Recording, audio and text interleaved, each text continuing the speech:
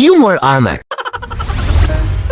Sa isang construction site, ang magkaibigang sina Baluboy at Tulindoy na parehong construction worker ay abala sa kanilang paghuhukay para sa bagong proyekto ng DPWH. Sa kalagitnaan ng kanilang paghuhukay, may kakaibang bagay silang natamaan sa ilalim ng lupa. Dahan-dahan nilang hinukay ang paligid hanggang lumitaw ang isang aparador, nagkatinginan ng dalawa at parehong kinabahan. Mainat nilang binuksan ang aparador at doon sila parehong napaatras sa gulat, isang kalansay ang kanilang nakita sa loob ng aparador. Matapos ang ilang segundo ng pagkabigla, napagdesisyon na nilang iulat ang natuklasan, isinuko nila ang aparador at ang laman nito sa mga awtoridad.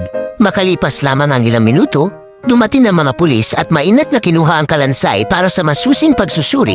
Lumipas ang ilang linggo, naglakas loob silang tumawag sa presinto upang alamin ang resulta. Habang nakikinig sa kabilang linya, nakaramdam sila ng takot at kaba. Sila ay nagulantang sa kanilang nalaman. Sabi ng pulis, ang inyong natagpo ang kalansay ay walang iba kundi ang 1926 World Hide and Seek Champion.